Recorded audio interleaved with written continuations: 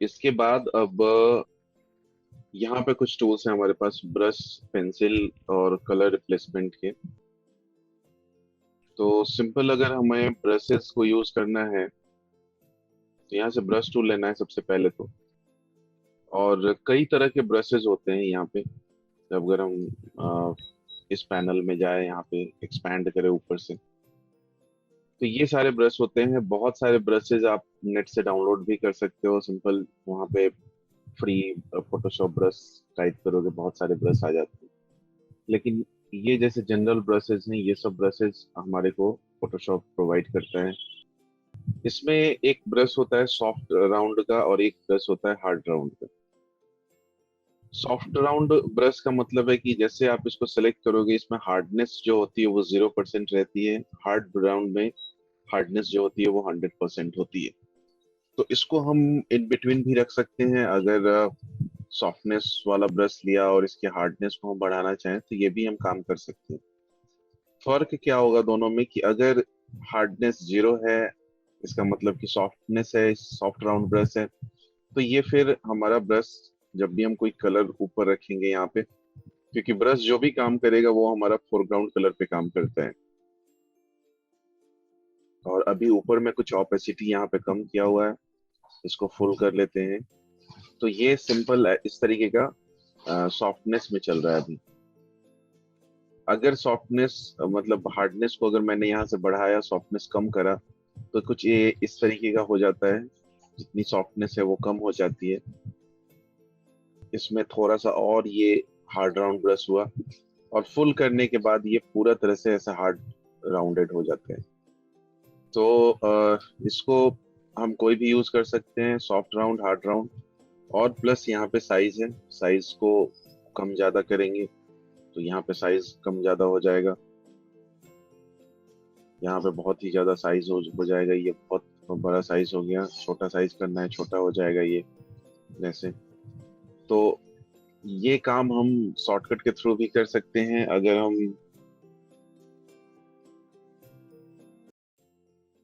यहाँ पे ब्रशेज चला रहे हैं और बिग ब्रैकेट जो है आपका एंटर की के ऊपर, इससे राइट ब्रैकेट से ये इंक्रीज करता है और लेफ्ट ब्रैकेट से ये डिक्रीज करेगा साइज जो होगा ब्रश का। ये शॉर्टकट है इसका। तो ब्रशेज में जनरली हम यहाँ से कलर्स लेते हैं पहले तो, और फिर ब्रशेज को यहाँ से यूज करते हैं, जो भी कलर हमें यूज करना है। अगर हमारे पास दूसरे तरीके के कोई ब्रशेज हैं, जैसे कैलीग्राफिक ब्रशेज हैं यहाँ पे, तो इसका थोड़ा सा चलने का तरीका अलग होता है। जैसे अगर हम इसको सिंपल चलाएं तो ये कुछ इस तरीके का ब्रश चल रहा है।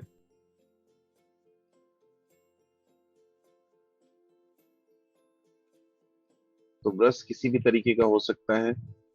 यहाँ पे कैलीग्राफी ब्रश हो सकता है, पेंटिंग ब्रश हो सकते हैं, नॉर्मल ब्रश हो सकता है। ब्रश के जैसा ही हमारे पास यहाँ पे एक और टूल है, pencil tool. But pencil tool में कभी भी सॉफ्टनेस नहीं आती। जैसे कि अगर यहाँ पे हार्ड राउंड हमने सेलेक्ट किया हुआ है तो ये हार्ड राउंड ब्रश चला रहा है। अगर हम यहाँ पे सॉफ्ट राउंड पे आते हैं जिसमें हार्डनेस बिल्कुल 0% है, तब भी ये वैसा ही काम करता है। पेंसिल टूल जो होता है ये आप सॉफ्टनेस को सपोर्ट नहीं करेगा। नॉर्मली ये कोई भी ब्रश हम यहाँ से लेंगे, जिस तरीके का ब्रश हमारे को वो दिख रहा है वो ब्रश वैसे ही चलेगा। बट इसमें जितना स्मूथनेस होता है ब्रश के अंदर में, अगर यहाँ पे हम देखें तो जैसे ये ब्रश से चलाया था तो इसकी जो स्मूथनेस है और इसकी जो स्मूथनेस है, दोनों में बहुत फर्क होता है। ये ऐसे पिक्सल्स पिक्सल सा बन के आता है। तो थोड़ा सा यही फर्क होता है। पेंसिल टूल में जो है स्मूथनेस कम होते हैं, ब्रश टूल का स्मूथनेस बहुत अच्छा होता है। इसलिए हम ब्रश टूल को पेंटिंग के लिए ज्यादा यूज करते हैं। इसके बाद आता है दो टूल और, कलर रिप्लेसमेंट और मिक्सर ब्रश। ये काम करेंगे जब हम इमेज को कोई भी ओपन करेंगे।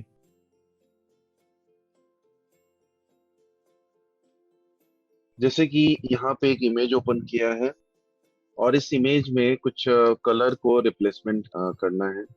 तो कलर पहले तो हमें यहाँ पे सिलेक्ट करना है। अगर कलर हमें थोड़ा सा ब्लूइश रखना है या फिर कोई दूसरा कलर, तो वो कलर हम यहाँ पे अपना सेट कर लेंगे। उसके बाद आते हैं कलर रिप्लेसमेंट में। ब्रश को हम देख लेंगे, बहुत ज्यादा बड़ा नहीं रखना है, नॉर्मल ब्रश को लेके चलना है। और ये इसको इस तरीके से कलर को रिप्लेस करता है। जितना एरिया पे ये ब्रश को हम चलाएंगे, वो सारा का सारा एरिया को कलर रिप्लेस करके ये हमें दे देगा।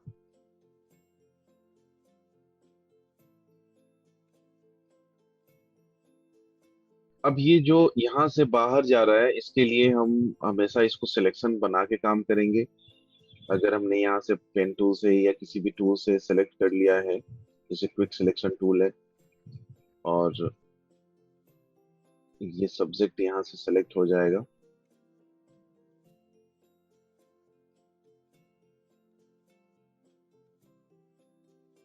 जो भी एक्स्ट्रा पार्ट है उसको माइनस कर देते हैं सिलेक्शन से।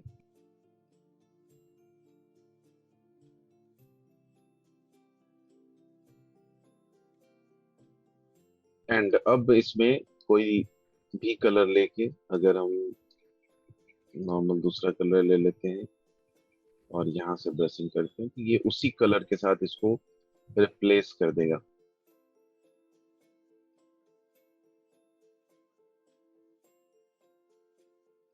तो कलर रिप्लेसमेंट का काम ये रहेगा कि वो जस्ट इमेज का कलर को रिप्लेस कर देगा। ब्रश का काम होता है कि वो जो भी कलर हमने यहाँ पे रखा हुआ है उसी कलर के साथ उसको ब्रशिंग का काम कर देगा। अगर यहाँ से मैं नॉर्मल ब्रश ले लूं, जैसे कि ये वाला ब्रश है, साइज बड़ा कर देते हैं इसका, और बड़ा करते हैं, तो ये इस तरीके से ब्रशिंग करता है, ये प्लेन ब्रश करता है। लेकिन कलर रिप्लेसमेंट में डिटेल में जो भी यहाँ पे लाइट डार्क पैटर्न जो कुछ भी चल रहा है वो सब यहाँ पे चेंज होगा, और बिल्कुल ये ओरिजिनल फॉर्म में इसको यहाँ से कलर कर देता है। तो ये फायदा है हमारा रिप्लेसमेंट का। मिक्सर ब्रश मिक्सिंग करता है, जैसे कि अब इसको मिक्स कर देना है, यहाँ पे मुझे कोई भी टेक्सचर्स नहीं चाहिए, थोड़ा सा मिक्सिंग करते हुए यहाँ पे प्लेन ऐसे चाहिए, तो ये काम हम कर सकते हैं यहाँ पे। या कई बार ऐसा होता है कि दो तीन कलर को यहाँ पे जैसे मिक्स कर देना है, मिक्स करके मैं देखना चाहता हूँ कि कौन कौन सा कलर है, कौन सा कलर हमारा बन रहा है, तो उस तरीके से हम यहाँ पे कलर को मिक्सिंग करते हैं। ये कई तरह के शेड्स बनाता है, और इस शेड्स के कलर को हम आगे कहीं भी डिजाइन के अंदर में अपना यूज कर सकते हैं, या फिर टेक्स्ट के अंदर में अगर यहाँ पे कुछ हमें टेक्स्ट को लिखना है, तो ये वाले मिक्सर से हम मिक्स करके कलर कोई भी बना सकते हैं।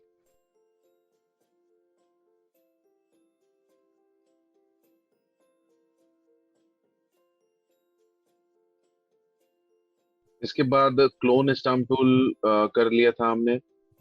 यहाँ पे एक और टूल है pattern stamp tool. Pattern stamp tool का काम क्या है कि अगर हमारे पास, जैसे अगर हमारे पास ये सिलेक्शन है, सिलेक्शन मैंने पहले से इसलिए बना लिया है कि जो भी काम मैं करूंगा वो सिलेक्शन से बाहर नहीं जाएगा। और पैटर्न स्टाम्प टूल लेने के बाद यहाँ पे हमारे पास ऊपर में पैटर्न्स आ जाते हैं, जैसे कि ये सारे पैटर्न्स हैं, ये कुछ पैटर्न्स हैं, कुछ पैटर्न्स यहाँ पे हैं, कुछ पैटर्न्स यहाँ पे, और कुछ पैटर्न्स ऐसे होते हैं जो हम आगे अपना सेव भी कर सकते हैं। तो इसको भी हम सिलेक्ट कर सकते हैं यहाँ से, या नॉर्मल हम कोई भी यहाँ से पैटर्न ले लेते हैं, जैसे कि ये वाला पैटर्न अगर लिया, तो फिर ये वही वाला पैटर्न पूरा का पूरा यहाँ पे फिल कर देगा।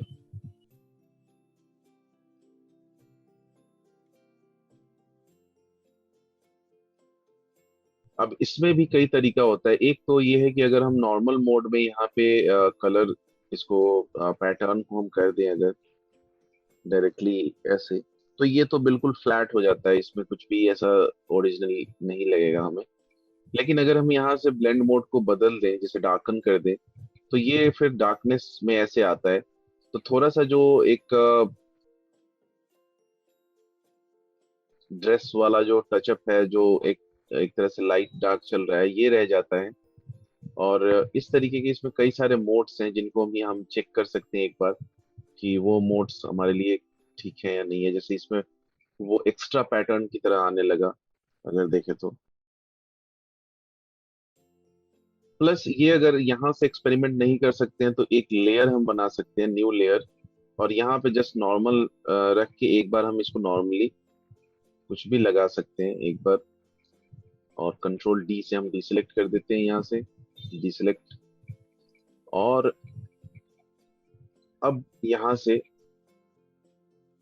इसका ब्लेंड मोड चेंज करेंगे तो बात एक ही है। अगर हम यहाँ से भी लाइटिंग करें, स्क्रीन करें, कलर डॉजिंग करें, तो हम यहाँ से अब बाद में भी चेक कर सकते हैं कि हमें किस तरीके का एक फील चाहिए। जैसे ये बहुत ही ज्यादा रियलिस्टिक लग रहा है अभी, तो बेटर तरीका ये होता है। और इसमें बेटर तरीका ये इसलिए होता है कि अगर इन केस बाद में हमें ये चीज नहीं चाहिए, ओरिजिनल इमेज ही रखना है, तो हम इसको तुरंत ऑफ कर देंगे।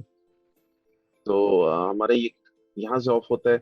अगर डायरेक्टली इस लेयर के ऊपर में मैं लगा दे दिया होता यहाँ से, ब्लेंड मोड चेंज करके, एक्सपेरिमेंट करके, तो फिर वो इसी के ऊपर अप्लाई हो जाता, बाद में वो फिर हटेगा नहीं। तो ये दोनों चीजें जरूरी है। पैटर्न्स का हम इसलिए यूज करते हैं। और हिस्ट्री ब्रश तो वही चीज है कि ये सारी कुछ हिस्ट्री जो भी है हमारा इमेज का, जो ओरिजिनल इमेज का, उसको ये हटा देगा। मतलब ओरिजिनल बैकग्राउंड वाले लेयर का, ये तो ऊपर से लगा हुआ है लेयर, तो इसको अगर हम हटा दें यहाँ से, तो ये जो भी हमने कलर बदला था या जो कुछ भी मिक्सअप वगैरह किया, वो सबको ये वापस से हिस्ट्री वो कर देता है, रीस्टोर कर देता है। जैसे अगर मैंने यहाँ से ब्रशिंग चलाया, मैंने यहाँ से क्लोन स्टाम्प चलाया, इरेजर से यहाँ पे इरेज कर दिया, तो ये सब काम को हिस्ट्री ब्रश सिंपल इसको हिस्ट्री को वापस कर देगा।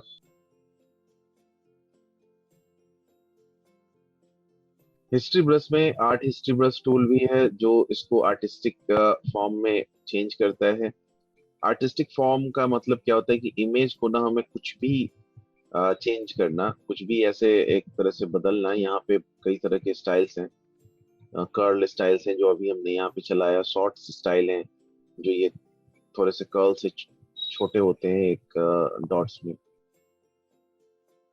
प्लस यहाँ पे एक डैब का स्टाइल है, ये भी हम यहाँ पे अप्लाई कर सकते हैं।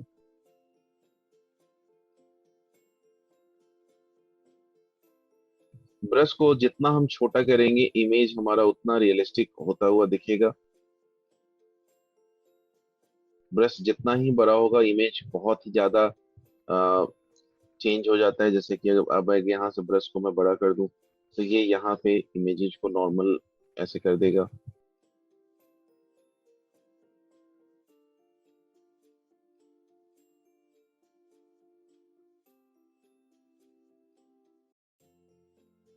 तो ये इमेज को कुछ कुछ इस तरीके का चेंजेस करने के लिए यूज करते हैं। और कई जगह पे इसका मिक्सिंग काम भी हम करते हैं। जैसे कि अगर आर्ट हिस्ट्री ब्रश हमने चला दिया, दोबारा से एक बार हिस्ट्री ब्रश पे आते हैं, थोड़ा सा यहाँ पे हिस्ट्री को कम कर देते हैं, बाकी की चीजों को हम चाहते हैं कि ऐसे ही रहे ये जिस तरीके का चल रहा है। और यहाँ पे दोबारा से इसको थोड़ा सा ऐसा लुक में चेंज करना है। तो ये वर्क हम यहाँ से करते हैं आर्ट हिस्ट्री ब्रश से। और हिस्ट्री जस्ट उसको प्लेन कर देगा, क्लीन कर देगा इमेज को। इसके बाद आता है इरेजर। इरेजर में तीन तरह के इरेजर होते हैं। इसके लिए पहले मैं ये हटा देता हूँ। Simple eraser, background eraser, magic eraser, ये तीन इरेजर होते हैं। अब इरेजर चलाने के पहले एक चीज ध्यान रखना है कि इमेज कभी भी हमारी इस तरीके से बैकग्राउंड पे ना रहे, लॉक ना रहे। अगर हमने अभी इरेजर लिया तो ये क्या करेगा, जो बैकग्राउंड कलर है ये उसी कलर को चला देता है। जैसे अभी बैकग्राउंड व्हाइट है, अगर इन केस बैकग्राउंड को मैंने थोड़ा सा येलो कलर का लिया, तो ये येलो कलर चला देगा। जो कलर हमारा बैकग्राउंड में होगा वही कलर ये इसके ऊपर में अ, चला देता है। तो इस केस में हम क्या करते हैं, इसको पहले ऑफ, यहाँ से क्लिक करके लॉक को हमें हटाना है, ऑफ कर देना है। और अब हमारा ये लेयर जीरो में कन्वर्ट हो गया है। तो अब जो कुछ भी हम चलाएंगे तो ये इमेज को यहाँ से इरेज करेगा। ये इरेज का सिंबल है, मतलब यहाँ पे जब हमारा खाली हो गया एरिया, तो ये इस तरीके के ग्रिड्स जैसा दिखता है। जैसे कि हम अगर इसको पूरा का पूरा यहाँ से ऑफ कर दे तो ये खाली है, वैकेंट है, यहाँ पे अभी अभी कुछ भी नहीं है फोटोशॉप में। तो ये हमारा इमेज है। यहाँ से हम चाहे तो इसको इरेज कर सकते हैं, लेकिन ये इरेज जो करता है ये बिल्कुल इस तरीके का इरेज करता है।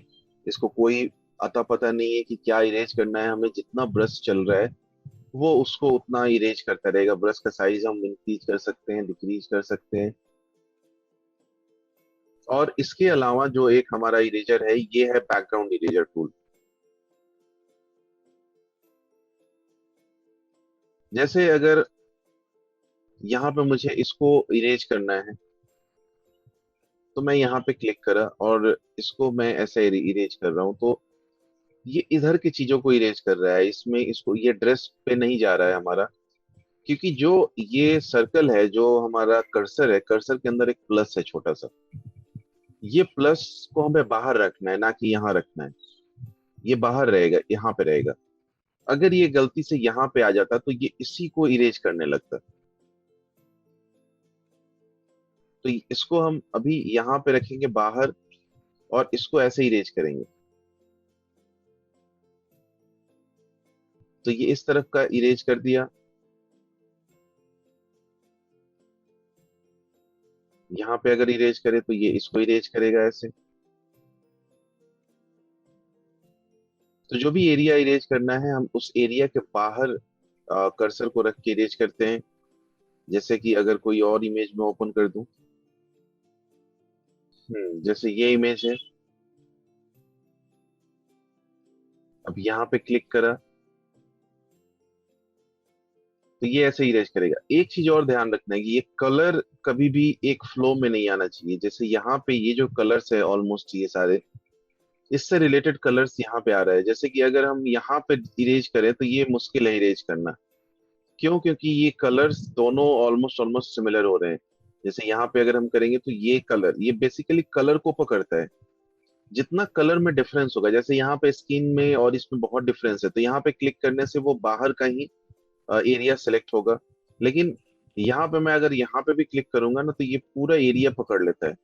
इसका कारण ये है कि ये कलर मिल रहा है एक दूसरे से, और दूसरा कारण है टॉलरेंस। यहाँ पे टॉलरेंस जो होता है उसका रेंज होता है, उसका एक एक्सपेंशन होता है कि जो भी कलर हम यहाँ पे क्लिक करें, फॉर एग्जांपल इस कलर में इस कलर में डिफरेंस तो है, लेकिन बहुत हद तक सिमिलरिटीज है। तो इसको क्लिक करते ही हमारा ये सारा एरिया अफेक्ट कर रहा है।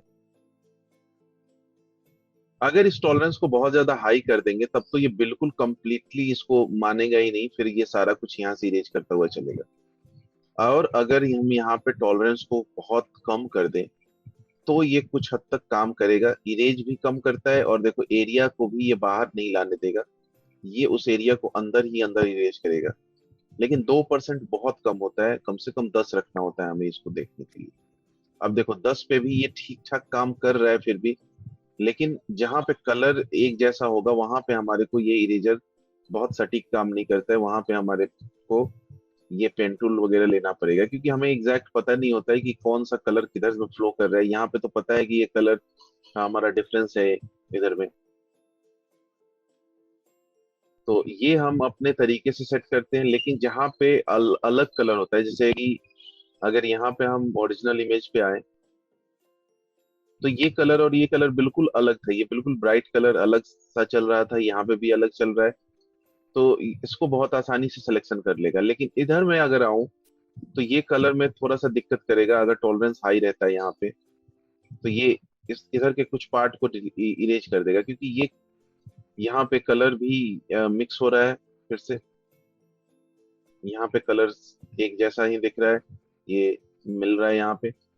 तो जितना अलग कलर होगा उतना ये बेटर तरीके का रिजल्ट देगा।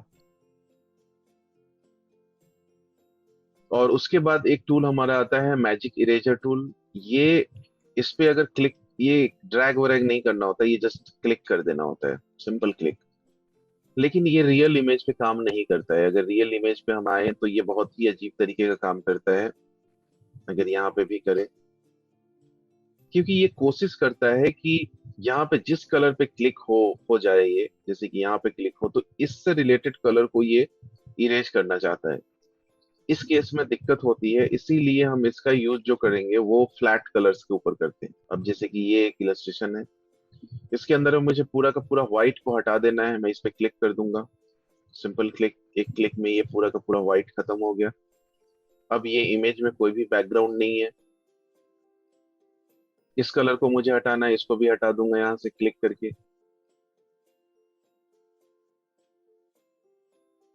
तो ये एक एक करके हम सारा का सारा कलर हटा सकते हैं।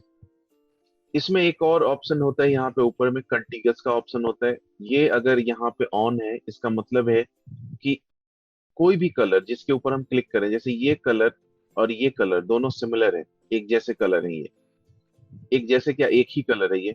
तो बट फिर भी मैं अगर यहाँ पे क्लिक कर रहा हूँ तो सिर्फ ये इसी को खत्म कर रहा है, इसको नहीं कर रहा है, बिकॉज यहाँ से ये कलर टूट रहा है। यहाँ पे अगर हम बात करें तो ये कलर अलग जोन में आ रहा है, ये कलर फिर अलग में, कंटिन्यूटी में नहीं है कलर ये। लेकिन अगर हम इसको कंटिन्यूस को ऑफ कर दें यहाँ से और अब क्लिक करें तो ये इस पूरे फाइल के अंदर में जहां पे भी ये कलर होगा इसको ये हटा देगा। जैसे कि अगर मैं व्हाइट पे यहाँ पे क्लिक करूँ तो सारा व्हाइट एक साथ, इसके यहाँ पे हेड पे व्हाइट था, बाहर साइड में ये पूरा व्हाइट था, वो सारा का सारा व्हाइट खत्म हो गया। इस पे क्लिक करा तो ये सारे ही कलर जितने भी थे ये खत्म हो गए। इस पे क्लिक करते ही ये, यहाँ पे क्लिक करा तो ये दोनों कलर, इस पे एक बार क्लिक किया तो ये दोनों, और येलो वाले पे किया तो ये येलो। तो ज्यादा कलर अगर हमें ऐसे रिमूव करना होता है तो फिर हम इसको ऑन कर लेते हैं। अगर ऐसा है कि नहीं ये व्हाइट को छोड़ देना है, इस व्हाइट को ही मुझे करना है या ऊपर वाले को करना है, तो फिर हम यहाँ से इसको ऑन रखते हैं। इस पे सिंपल क्लिक करेंगे, जैसे ही क्लिक करेंगे जहां तक ये कलर की कंटिन्यूटी चल रही है वो कलर को ये हटा देगा। यहाँ से जैसे कंटिन्यूटी को डिसकंटिन्यू हुआ है तो यहाँ पे हम फिर एक बार क्लिक करेंगे, फिर यहाँ पे ये कलर रुक रहा है, यहाँ पे इसको क्लिक करेंगे, इधर का एरिया हो जाएगा। तो ऐसे ये इरेज करता है। तो तीन तरह का हमारे पास इरेजर हुआ: simple eraser, plain eraser, background eraser जो बैकग्राउंड के साथ इमेज को इरेज करता है, और तीसरा है हमारा मैजिक इरेजर टूल।